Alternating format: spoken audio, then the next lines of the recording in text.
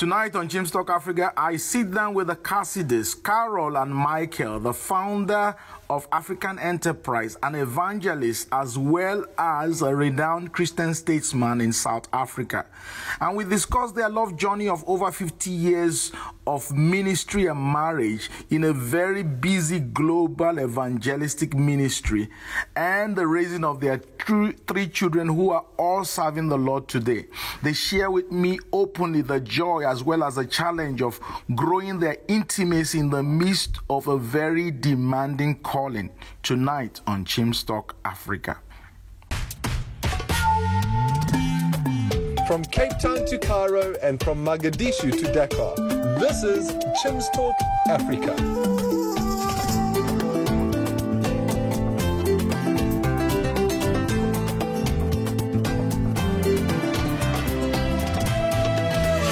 Here's your host, Chim Onyebilanma.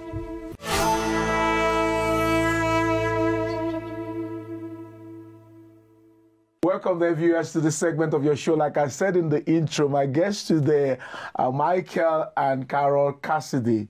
Michael, from our last time he was here, you know him to be the founder of African Enterprise, the evangelistic movement that works all across Africa, and also a Christian statesman. But we're not just talking about Michael today.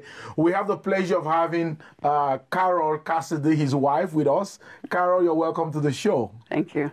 Thank you, Michael and Carol, for having us. I would say Carol is the powerhouse behind all of the things we talk about, Michael. No argument.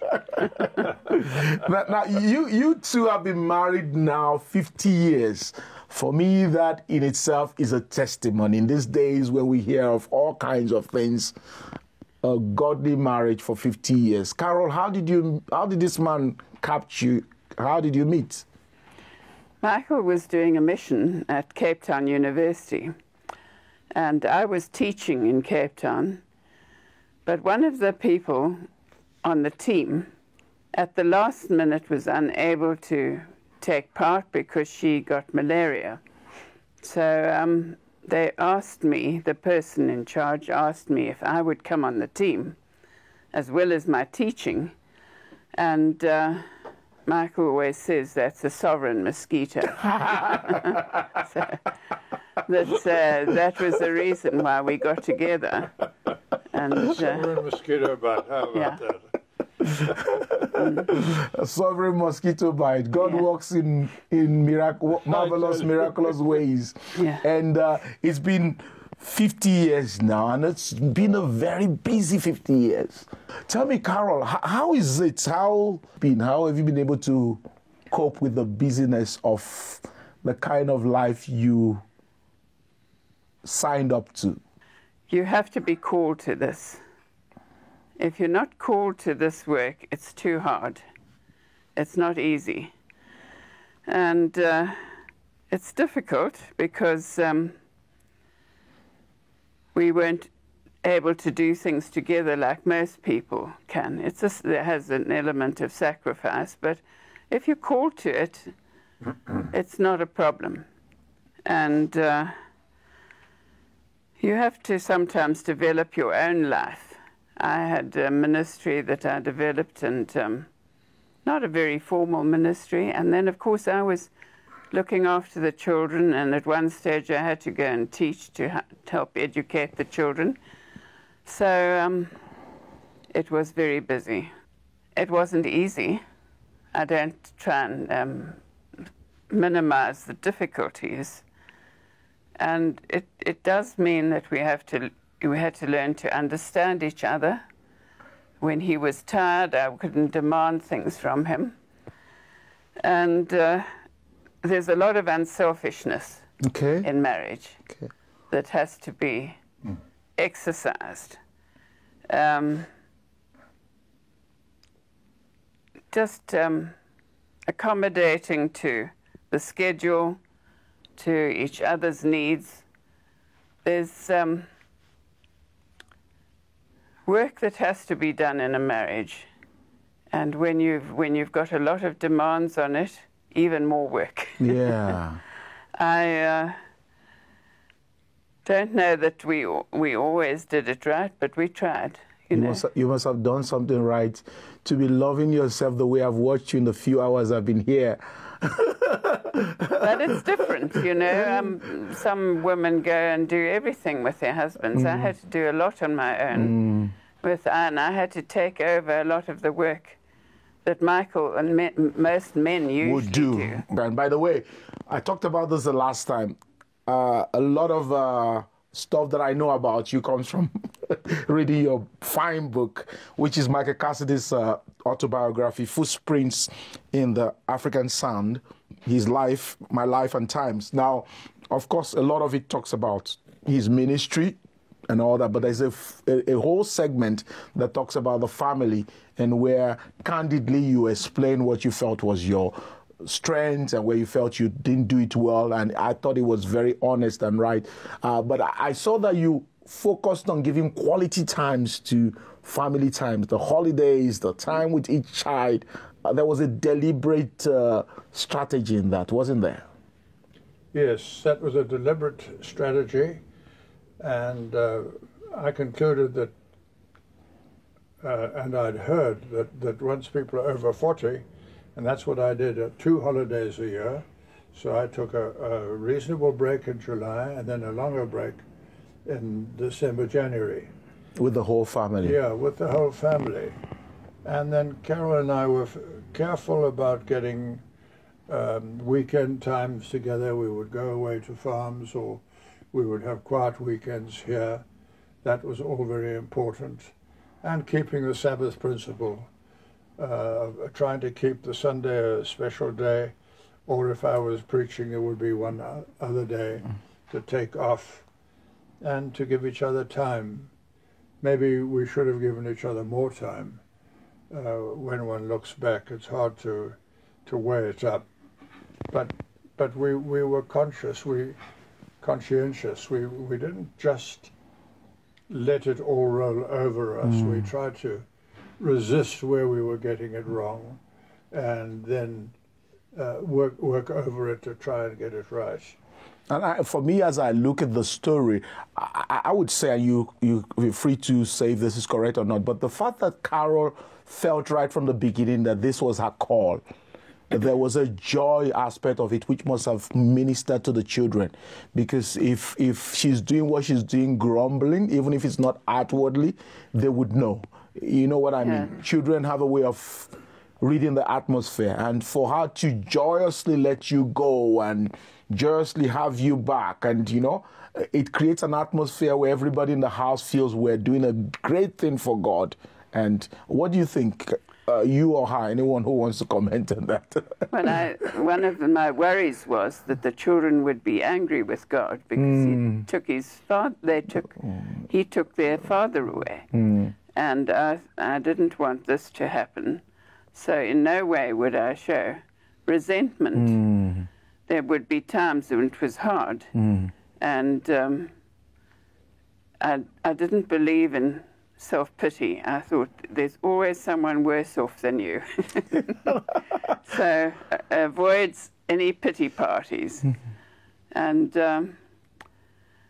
we just had to work at not harboring resentments or anything like that. And that for me is a testimony to the fact that today all your children are following the Lord, and they're walking with the Lord, and that shows, what you put into them, because unfortunately many times preacher kids, they find it difficult to stay in the church. What would you say, and I know it's come out in our conversation, what would you say is the secret of your marriage? 50 years, half a century. What would you say are the, if you want to say 1, 2, 3, I will start with Carol, then I'll come to you. Well, we know where we are in the marriage. Michael's got his work, and I know what I've got to do. And I don't have expectations from him, as I probably did when we were first married, because our marriage is very different from my parents' marriage. My father had set roles, which I've now had to take over, do roles that a lot of men do, and a lot of husbands do, but then when there's no husband there, you have to do them. So you just get on with it, and we enjoy it when we get back. It's difficult to make all the decisions when you separate, and separation's not easy. There's loneliness, there's the burden of things breaking down, and just coping with the demands of the children and the discipline of the children. I was saying recently, you know, that I had to be the disciplinarian a lot of the time. Yeah.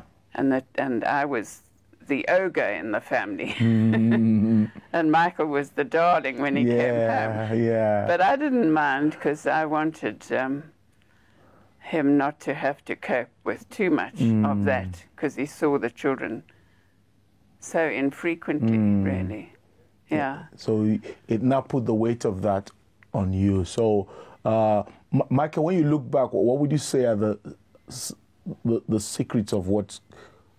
I use the word secret. You know the way we use secret. It's just to say, where do you see? If you look and say, this is where I feel, the points where I feel God, the things He taught us that helped us to come this far. Well, I think the three secrets of our marriage were: number one, Carol; number two, Carol; number three, Carol. I'm sure anybody watching now would have figured that out.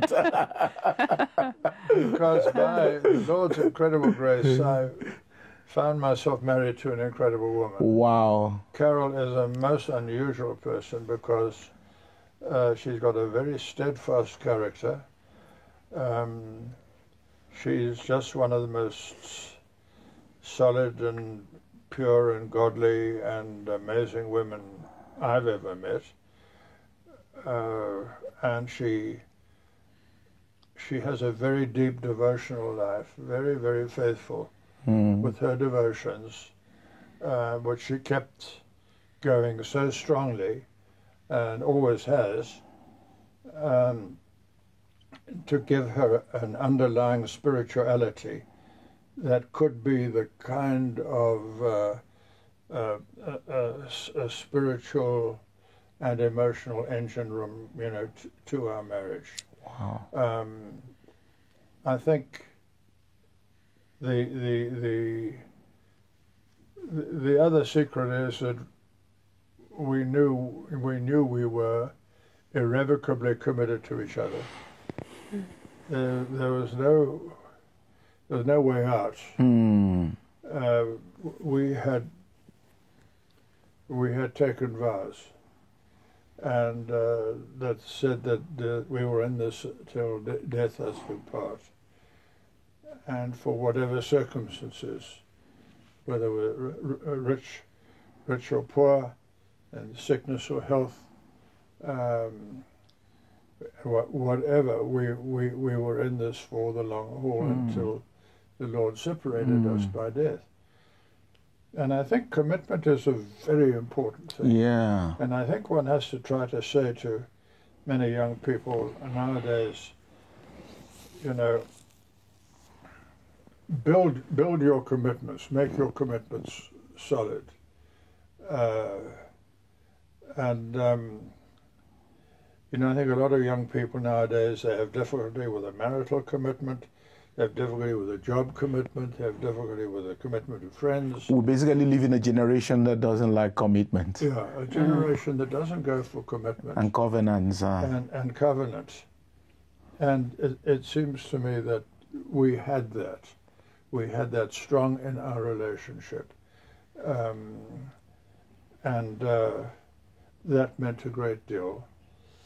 I think we were surrounded and blessed by a very wonderful family.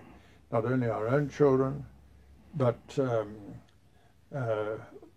each of our siblings, sisters and brothers.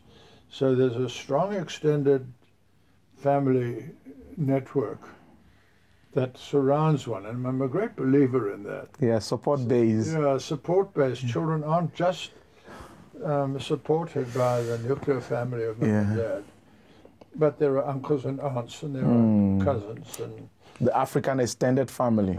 Exactly, and that has, I think, been very important for us. in our marriage, and one of the real secrets that we were just bonded by so many other relationships all around us, and again, for virtually the most part, all strong marriages around us. Wow, yes. good examples. Yeah. I think what you touched on there is so important in our day, because when you look at the rate of divorce, many times it's linked to the issue of just the misunderstanding of what commitment is. Yeah. I normally would say one should see marriage as a house with an entrance but no exit. So you walk in through that door, you look around, there is no more door or window to come out.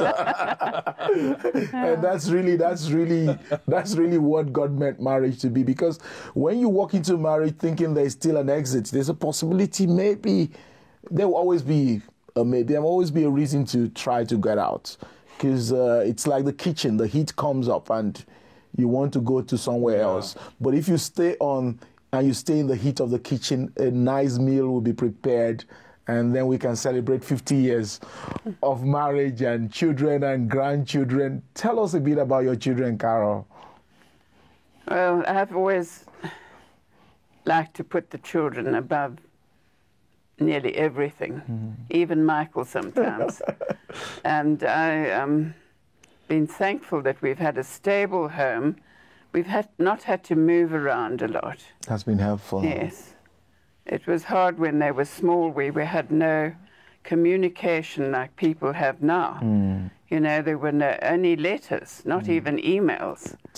And then faxes came in, and then later... People today don't understand what we lived in those days. Yes, there was just no communication. And you couldn't even phone because it was so expensive to call in those days. Yeah, quite. And not satisfactory either. Yeah. No, our children have worked hard and done well, and we're very proud of them. And well done to you and to Michael. Well done. So tell us about them, their names, Catherine and tell us about is your our grandchildren. eldest, Yeah. And she has married an American, and she lives in Chattanooga. She runs a business, not a business, she runs an organization called Bible in Schools. Okay. You know, they don't allow... Prayers in schools over there. But they're in certain schools, in certain areas, they're allowed to teach Bible as history. And she is a fundraiser for that. Wow. In that area. The state won't pay for that teaching. Okay. But if you find an independent teacher and the salary for them, they would accept it. So wow. Kathy does. That's how it works. So she helps to place these people in those schools so that they can keep teaching the Bible. Yeah. Yes. Wow, that's a wonderful ministry there. Really. Yes. It's your first daughter there. That's our first. Taking over the ministry taking the baton of ministry from the dad, from the two of you. She has they have two children. Okay. And then our middle daughter has had to lead quite a similar sort of life with her husband who travels. Okay. She's travelled while the children were small. Is the husband a minister too? No, he's a sports coach. Oh, and so he goes around coaching people. Yes. But they live in Cape Town. They also keep a stable home where that is home. And she has a ministry of her own in teaching people and running courses for women with others. And she's also written a book about her life and also her life with the Lord. So. I actually met her once where she came to present at a conference or seminar where I was in. She specifically spoke about the influence of her parents in making her see everybody as the same, her non-racial view of life. And good. Wonderful. And our son is the last born. And do they have children? She has children, right? She has 3. Okay. 2 boys and a daughter. Okay. And our son is the last born. They have 3. And he is a chemical engineer, but now he works running his father-in-law's factory, which makes rubber products, mostly, I suppose, for mines. And they're in Johannesburg, and then he also moves around quite a bit. So you have all your children and grandchildren far away from you? Unfortunately, yes. But the one thing is that we get together for holidays. Oh. And that is a marvelous catch-up time. It must be fun holiday. Yes, we're looking Michael, forward you look to forward this. to it. I really do. In fact, if I hadn't had those holidays, I'd have never survived 50 years in the ministry, because by the time holidays came, I was finished. That's where you refilled your pockets. Yeah, I really did. If I'd had a sort of a 1-week holiday, that would never have done it. I needed to have a full, at least 3 weeks. And I never apologize about having, a long holiday that really rescued me from, I think, physical and emotional collapse. And also gave your family a good chance to get as much of Michael as they can get. Yes. Tell me, what do you like, what do you love about Michael, Carol? I suppose there are many things, but I love his sense of humor. His passion for seeing people come into a relationship with Jesus, and his integrity in that. He has a great ability to relate to every kind of person, and that is wonderful. I've always been thankful for that. And he has an ability to hear God and to act on it too. There have often times I've thought, no, that's a crazy idea. But I learned to keep quiet, because when he hears the Lord and he acts, something happens. Something happens. And he's humble with it. So there are many other things that I love about him. That's even a lot for one man. I'm feeling jealous already. Thanks for that. Wow. That's a lot for one man. Yeah. Michael, you must be feeling very good. That's more than I deserved, I can tell you. Michael, what do you love about this woman? It's your chance to beat her to it. Yeah, well, I think just her extraordinary character. And she has a lovely, gracious, gentle personality, but a very, very, very powerful, strong character, and the sweetness that goes with it, and the strength that goes with it. She's a very strong person, and I'm thankful for that, because she wouldn't have been able to cope with all that we have had to do together, but for that. And I think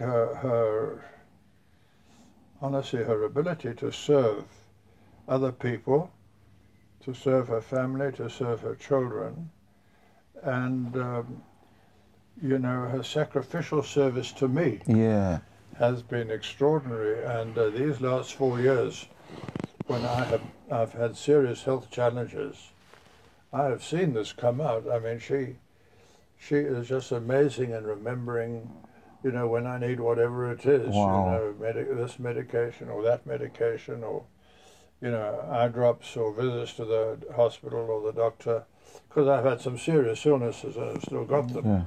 But Carol has just shown what it means to, in the wedding vows, when it says, you stick with each other. Yeah, sickness and health. And health. To end the conversation, I mean, there's so much more we could go on, is what kind of advice would you give to marriages today, whether they're old or young or whatever? Speak from your heart and look into the camera. And I think it's important to avoid selfishness. Yeah, I think you mentioned that in the beginning. And be willing to serve each other. And then not to think of an escape. I've never thought of an escape from marriage. So you work things out, and to keep short accounts, as Michael was saying, if there's something bothering you, and not avoid talking about it. Keep communication going. And, well, you can go on. Yeah, Michael. Well, I think the development and cultivation of friendship is perhaps the biggest thing. I think doing things which build and establish friendship is really incredibly important. Take time to do things that are just the two of you together. And we say these things to our children. Make sure that you get time in the middle of all of this thing with kids, that you just go out together. Yeah. You do something together. You go for a walk together. You even go away for a weekend together.